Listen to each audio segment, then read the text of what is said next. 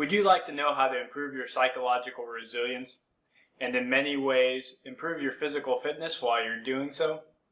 Stay tuned, for that's what we'll be discussing on today's episode of the Evolving Warfighter.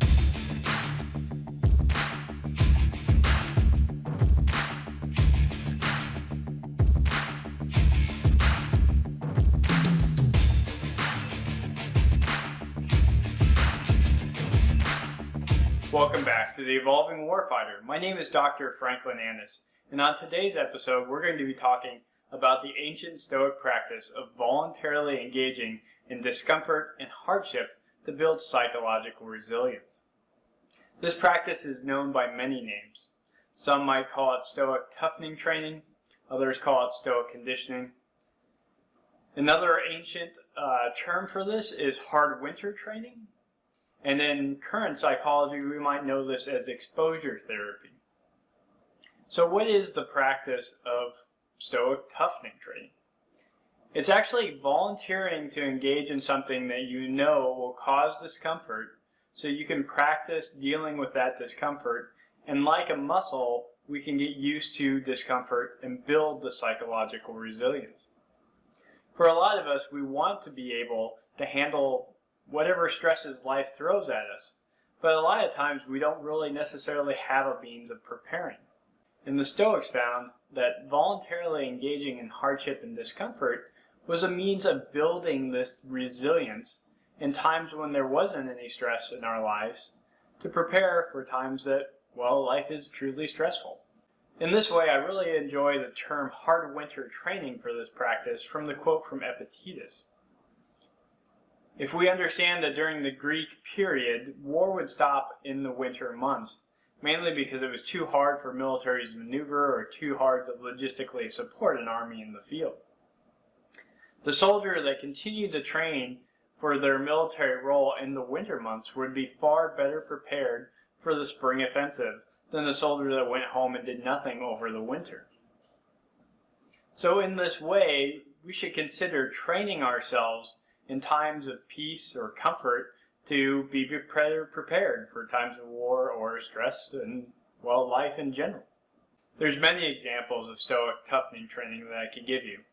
For example, if you were, say, wealthy, but you feared becoming poor, you might consider maybe once a month eating a diet of what you would eat if you were poor, and maybe sleeping on the floor in your bedroom instead of sleeping on the mattress. You get exposed to what it would be like to have a lower standard of living. And by having that experience, you become to understand that you could deal with that.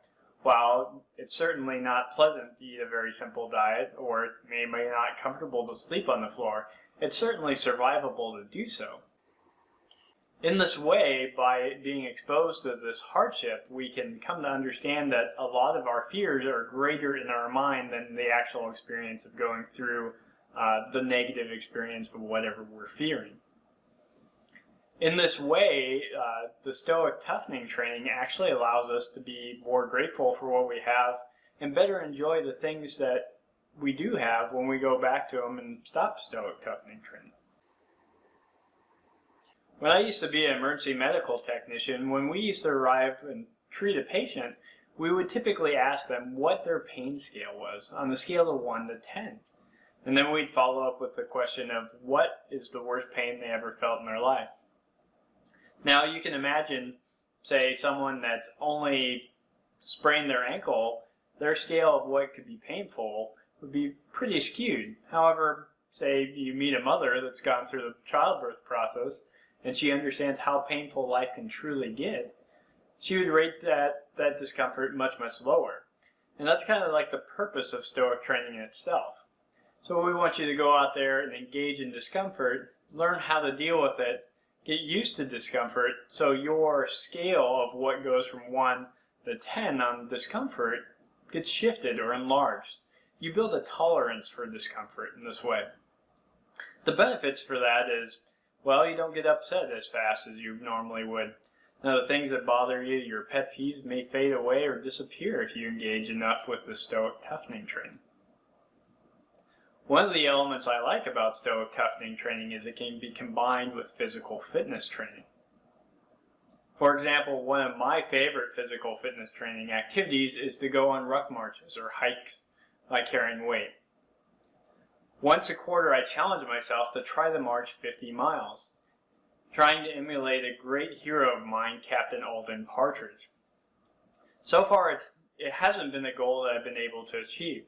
I've come pretty close, making it the 43.5 miles one time. But the distance really doesn't matter. It's the activity itself. I set a challenge that I know that will cause me discomfort, essentially long endurance marches, and that I would have to be exposed during a long period of time of boredom, stress, pain, discomfort, that I would have to work on building my tolerance to know that I'm going to be out there marching 16, maybe 17 hours all in one day. While I haven't been successful so far, I've learned considerable amount about myself, and the experience has been very fruitful in my own life. So this September I plan to go out again and make another attempt. It's something that, well, at least for the foreseeable future, I see myself trying to do at least on a once a quarter basis, going out there, giving myself an extreme physical challenge, and seeing if I can accomplish it. Now, with that being said, I want to remind you of the quote from Epictetus. A bull doesn't become a bull in a single day, and neither do we. So if you're planning to engage in Stoic toughening training, make a plan and realize that you can't go from not ever doing it to the very extreme. You must essentially inoculate yourself over a period of time, slowly engaging in increasing the level of discomfort in whatever activity you choose.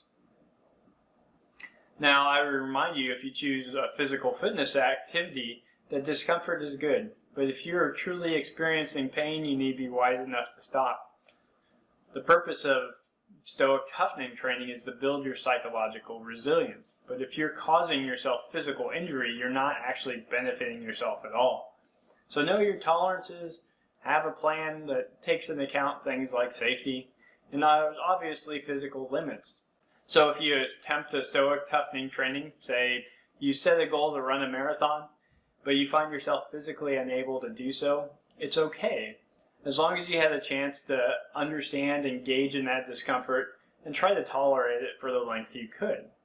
We can always come back the next day, next week, next month, and continue the practice working towards that goal and that challenge, and increasing our resilience along the way.